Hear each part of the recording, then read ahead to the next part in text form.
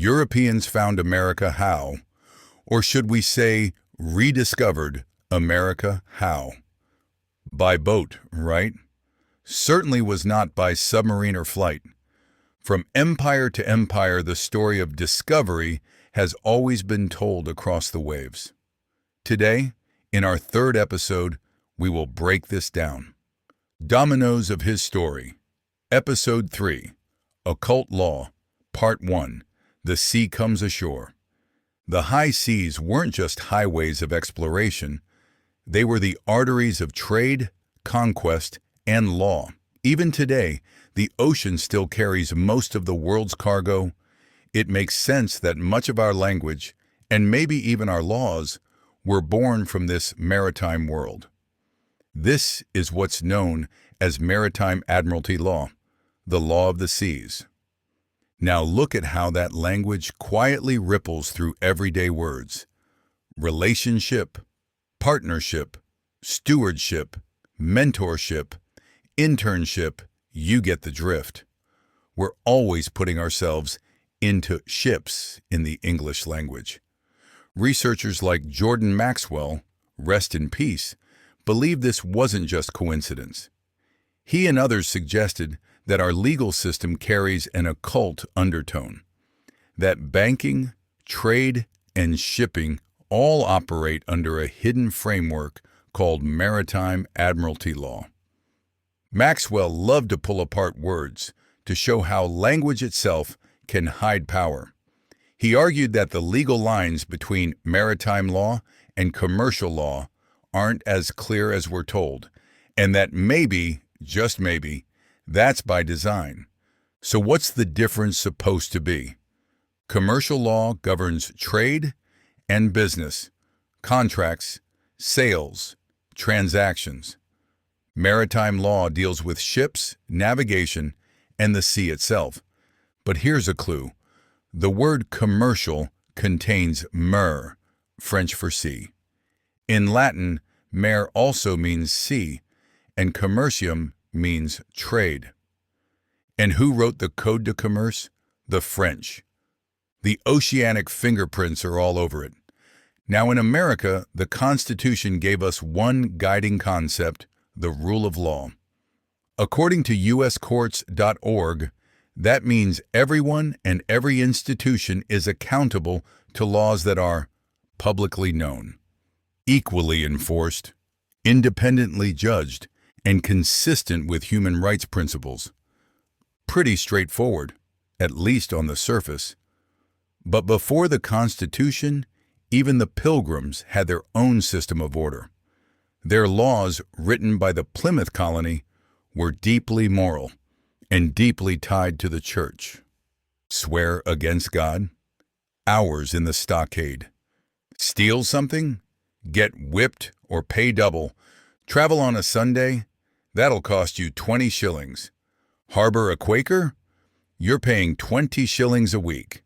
Seriously though, who hasn't ever secretly wanted to harbor a Quaker here and there? We know we have, but not for 20 whopping shillings. Like bro, we want to help, and we love your cinnamon squares, but people can read. And we caught your nasty-ass, sneaking bioengineered ingredients in those squares now. Just get out of here, quacky-assed Quaker. Those laws, though, seem super influenced by the church, no? Sure do. It was all morality-based. Their justice system was less about fairness and more about faith. Fast forward, once the Constitution took shape, common law became the foundation, using precedent to ensure consistency. Civil law, on the other hand, handles disputes and contracts between individuals, or interestingly, corporations. And that's where things start to blur again. Because under U.S. law, corporations are considered natural persons. Sound familiar? Here's where Maxwell's ideas resurface. Civil law, which governs contracts, actually stems from Maritime-Admiralty Law. And that system was built not by governments, but by bankers. Think about how water language flows through finance. You keep money in a riverbank. You spend liquid assets. You deal in currency. A tender can mean money, or a small boat that ferries between ships. Companies go liquidated. You shore up your funds. Even a salesman helps you set sail on a purchase. Americans grow up believing we're governed by the people, a republic of freedom and representation. But what if, behind the symbols and speeches, we're actually governed as part of a corporation? Corporations have owners, shareholders. And what are laws if not contracts? Even the Constitution is one, a social contract. Some suggest that when your parents signed your birth certificate, they unknowingly entered an implied contract with the government, a system that sees you not as a sovereign being, but as a corporate asset. Sounds wild, right? But it's a question worth exploring. Because if this were true, then the United States might not just act like a corporation, it might be one. Many point to the Organic Act of 1871, which established Washington, D.C. as a distinct legal entity, a sovereign corporate city-state, just like the Vatican and the City of London. Could that act have redefined the United States itself? Maybe by subtle wordplay, changing Constitution for the United States to Constitution of the United States, or by using the original Constitution as a corporate charter under the Crown, or perhaps by annexing the states and placing them under D.C.'s legal title. After all, cities are incorporated. Townships are incorporated. Why not the entire nation? Were we once free, only to be dragged asunder again, back under the clutches of the creation called the Crown Corporation in the City of London? When you dig, you come to understand that the Crown Corporation was created by nobility, like the Saxe-Coburg-Gotha-Germanic family, who took England and renamed themselves Windsor to seem more English, the Merovingian and Carolingian bloodlines of France, the Habsburg nobility, the Rothschilds, and the owners of the Holy See or Catholic Church, those elusive older nobility known to some with a penchant for historical research. Those came up through the banking and merchant domination of early Italy. These people also brought us knightly orders like the Templars and Malta, and also set up the seat of global planning in Switzerland. It is very possible that this corporatization of the United States happened when the Organic Act went into effect when it was approved by Congress in 1878, 7 years after it was first introduced in 1871. This act may have made the states subservient to the behemoth corporate government. Let's not pretend that the groundwork wasn't laid for this by the original Constitution at the bottom of Article 1, Section 8, prepped for usurping. But was this exactly what was intended?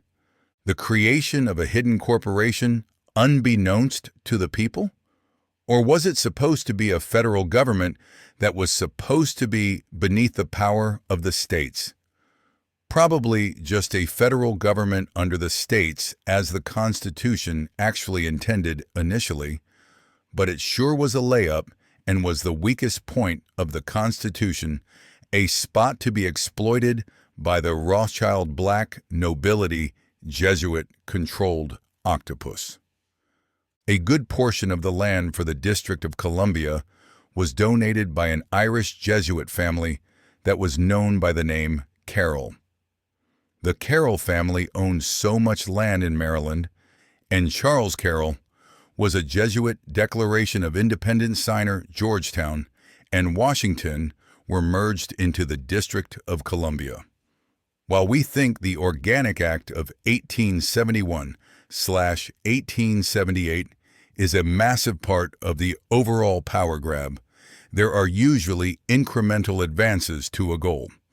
America has died a death by 1,000 cuts from her former glory. Throughout the early history of the United States, control over the nation's financial system became the ultimate prize.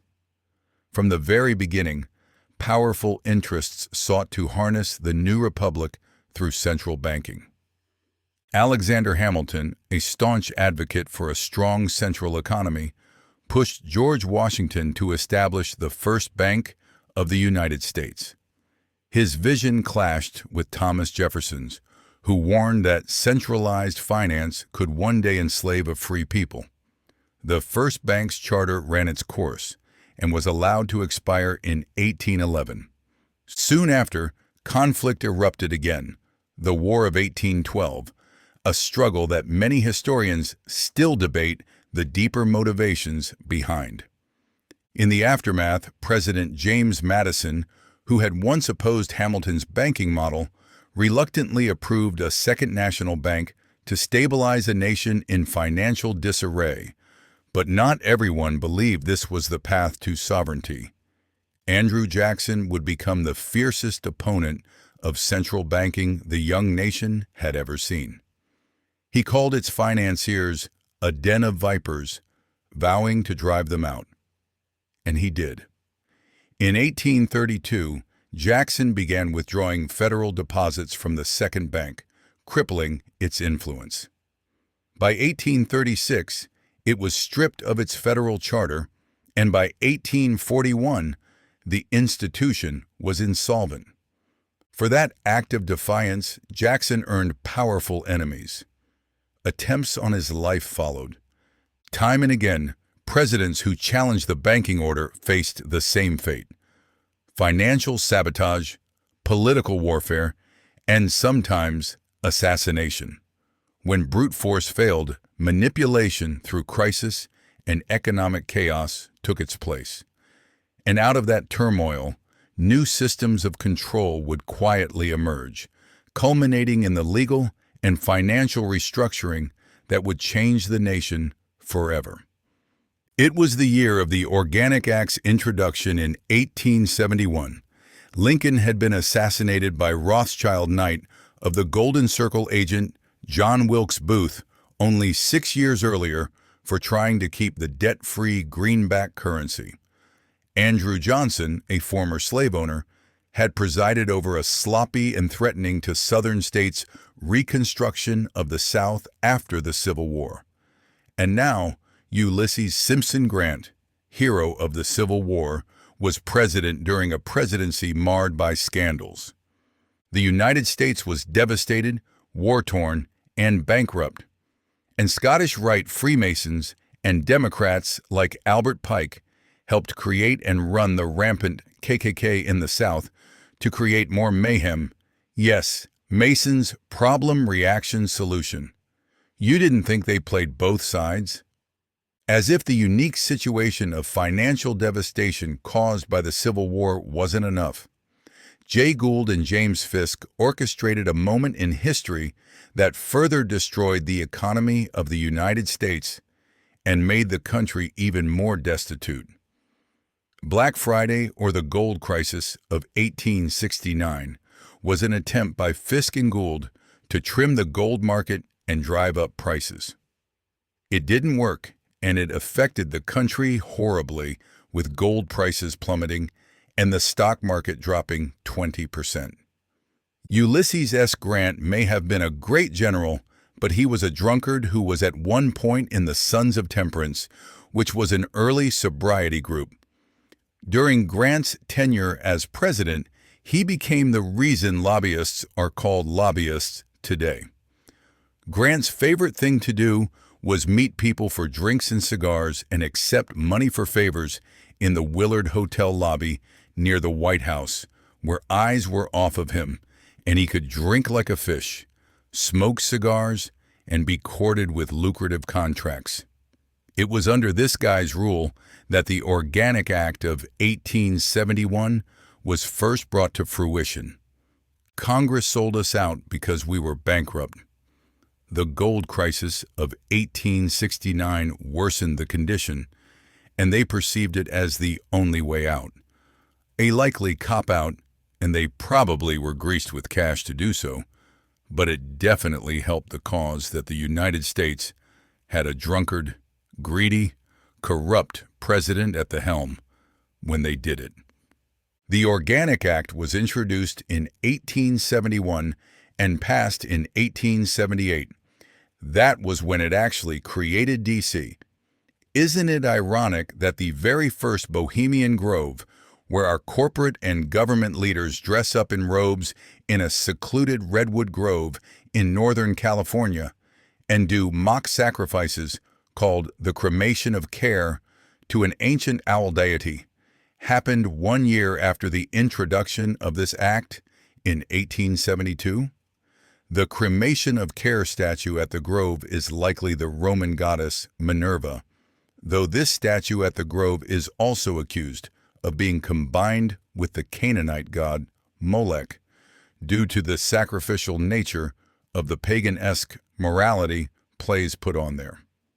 With all this secretive history coming to light, is it too much to contemplate that the 10 square miles known as the District of Columbia could have been incorporated elsewhere, like in England, to give it some cover?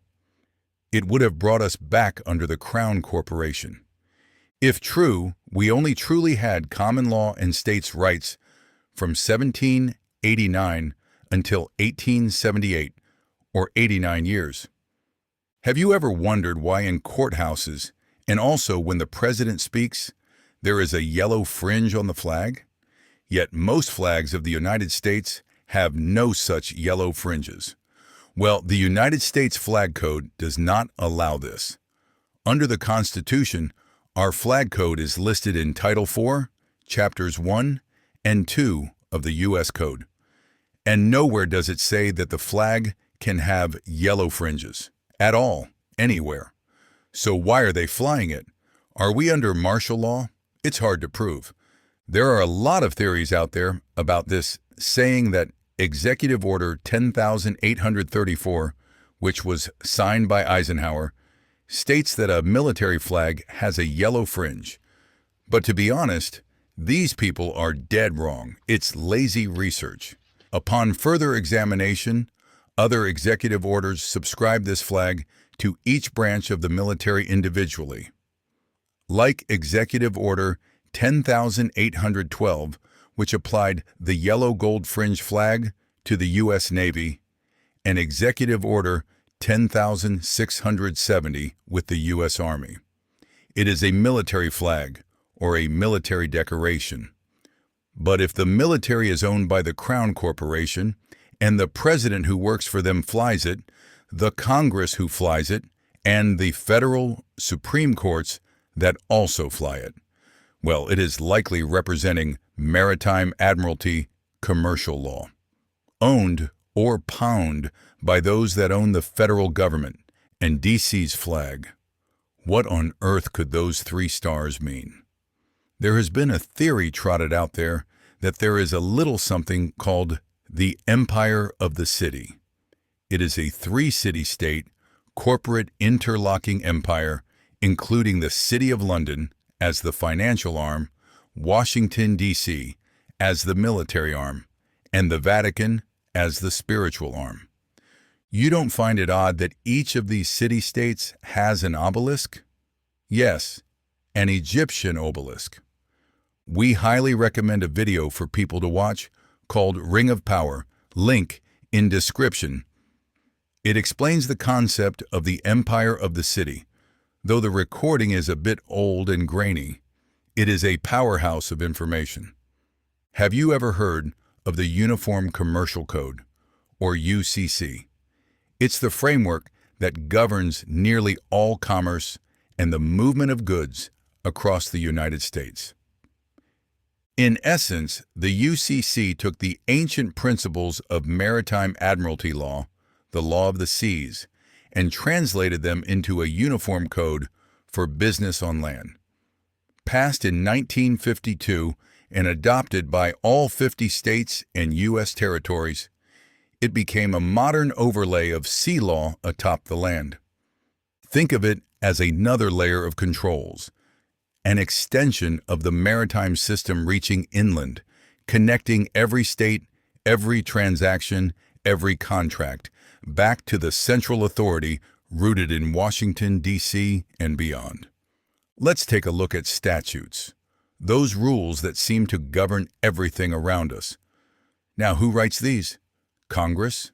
The President? On paper, sure. But what if these institutions don't truly serve the people, but rather the ever-reaching tentacles of that D.C. machine? Most people still believe they're choosing their leaders. Yet, when you factor in the Electoral College, political lobbying, ballot stuffing, bundled corporate donations under Citizens United, foreign interests, and yes, even media and digital interference in elections, it starts to raise a few eyebrows. Are these representatives really ours or someone else's? Now, Merriam-Webster defines a statute as 1. A law enacted by the legislative branch of a government. 2. An act of a corporation or its founder intended as a permanent rule. 3. An international instrument setting up an agency and regulating its scope or authority. That second one stands out, doesn't it? An act of a corporation or its founder intended as a permanent rule.